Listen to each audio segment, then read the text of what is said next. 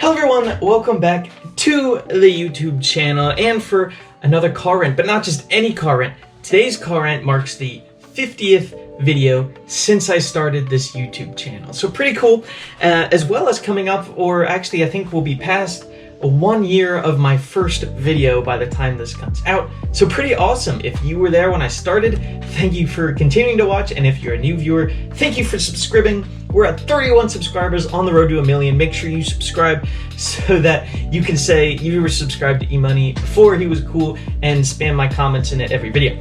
My first video, which if you haven't seen, you should check out right now, Classes of Cars, we did a car rant, and that was my first video at this desk in this room. I don't think it was at this chair. So I decided, what the heck, for my anniversary special edition video stuff, we're gonna do the same thing. We're gonna do a car rant and something that I wanna rant about. So let's get right to it.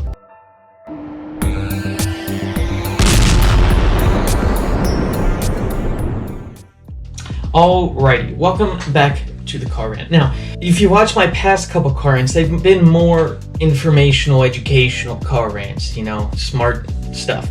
But today, it's just a full-on car rant. I'm totally improvising. I don't know what I'm going to talk about. Well, I know what I'm going to talk about, but I don't have it planned out what I'm going to say. So, today's topic, you probably saw it in the video, we're talking about buttons in cars and why they are so important. Alright, so new cars are just determined to replace everything with screens. Now, there are some functions of the vehicle that you should have the screen for. I wholeheartedly believe that, you know, screen for music, like car information, you know, performance pages like Dodge has, you know, that's cool. You can have that, okay, I get it. However, a lot of cars are trying to replace every single button in the interior with a screen, and it's just a terrible idea. It makes me sad.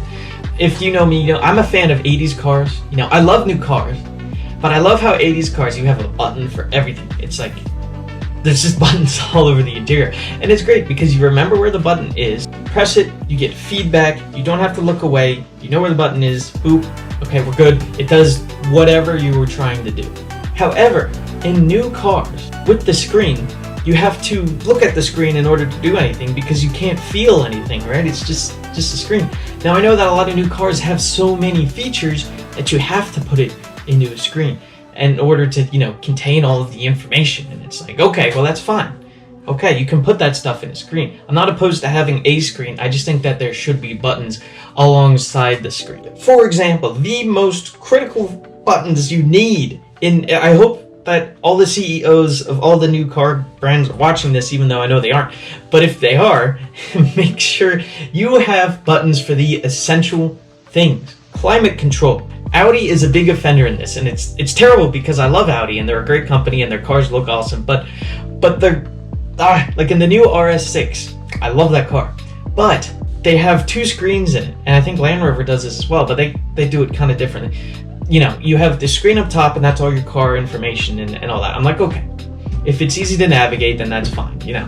But then they have another screen below it, and that's where you do all your climate control. You know, now, I think it's good that they have 2 screens for it, because I guess the other screen always does that. But it's just, have some buttons, you know. You don't have to make them look plastic and cheap and 80s. Have some, you know, like Bentley buttons, like, you know, like fine, you know, like metal buttons and stuff, and that's cool. It's okay. You get the feedback, you push it, and it does stuff. Whereas the screens, again, you have to look off the road, and it's like, oh man, you know, I want to set a temperature, and then you gotta like scroll on the screen, or you gotta like press it. You gotta press things to make it go. Just put a knob on there. Just, you know, I want heat.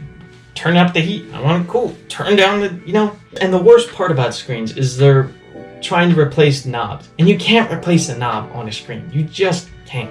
Like Chevy does this, where they don't have volume knobs. You have to push a button in the screen to make the volume go up, and it's like, oh man, I love this song. Boop, boop, boop, boop, boop, boop, boop. It's like, give me a knob, crank the volume. You know, I know that's off topic of climate control, but you need a volume knob, and it's really annoying when you don't have one. And again, same thing with the heat. You gotta, my Dart does this too. You know, you have buttons, but also it's not a knob. Any screen that has a slider on it is just terrible. It's just awful. Why would you do that? Give me a knob. It's a thing where it's like, okay, I want to set it to max heat, and you gotta try to slide the heat up, and then your finger sticks on the screen and it doesn't slide right, and it just won't go up, and then I'm like, whatever, and I use the buttons to push it up slowly. And then they like, okay, it's fine, we'll replace it with voice control, right?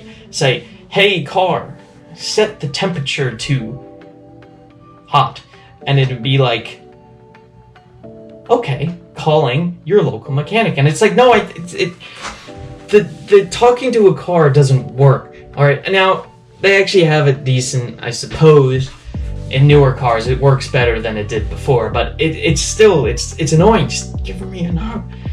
And then you get these other buttons that a lot of new cars have, where it's not a real button. You know, it's like you push it and it lights up, and that's your button. No, give me something that goes in when I push it. That way I know I push it. I mean, Lotus is doing in the new Avaya where it has, you know, haptic feedback, where it's like your phone button where you push it and it vibrates so you think you pushed it even though it didn't actually go in. It's like, just give me a button. Knobs and buttons. Okay, so I got a little off topic. I'm just kind of going off with whatever, but I genuinely think, yes, we can have screens, you know, for your car information, for performance pages, for backup cameras, for stuff like that.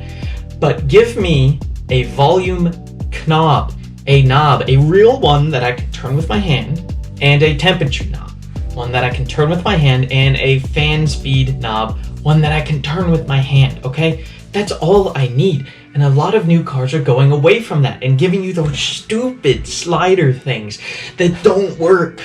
And then your screen gets all smudgy. A lot of, you know, I think a lot of the reasons that new cars are doing this is because screens look so much more high-tech and so much cleaner in your interior. And I mean, it's true. If you look at the Lamborghini Huracan, they had buttons all over the place and it was like an absolute mess. I love it. It looks great. I personally like the buttons. However, they came out with the Huracan Evo and they replaced all of that with one giant screen.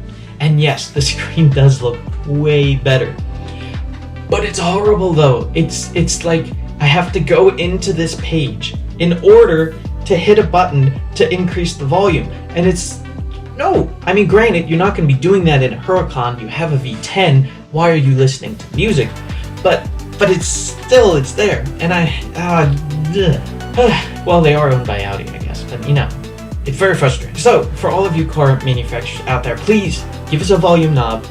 I guess this is actually more of a give us knobs video instead of give us buttons video, but it's very important, okay, that we have real things we can turn. Because you're driving, you know, and you can turn the knob over there. You don't have to look at it. Whereas the screen, oh, I gotta go through this page and this page and this page, and then you gotta try to slide it on a touchscreen. Never works. One thing I do really like, though, is digital clusters. Okay, that's one of the best parts of modern cars, and I think that, you know, the Audi R8 did this well. I know, it's all about Audi today, I guess. But, you know, you have the screen in front of you. I think that's neat, especially like how they did it in the Ford GT, where it changes depending on what driving mode you're in. Now everybody kind of does that, but it's still really cool to just have just a screen in front of you, and you can show you all the stuff you need. You can configure it, which is why Audi's is the best. You can put the map in front of you. You can move the gauges around. You can do power and torque percentages, you know, all of that. That's great. And in the Audi R8, that's all you have. You don't have a middle screen, and everything is just knobs and buttons, and that's how it should be. Give me all the fancy graphics and fancy stuff in the digital cluster, and give me just buttons over here that I can use. Alright, so a little bit of a shorter video. Anyway, again, it's awesome at our 50th video, 1 year of the YouTube channel, 31 subscribers. We keep going up, which is just awesome. So thank you all for watching and subscribing, and I will see all of you next week. Peace out. There's the dab. I knew you were all waiting for it. And we're just gonna go off and we're gonna do it and stuff, because that's what, you know, that's what I do. If you have an old car, it's great because you have buttons. That's why 80s are cool. Though I do like new cars the best. Wait till I get my Fiero, I'll have lots of buttons.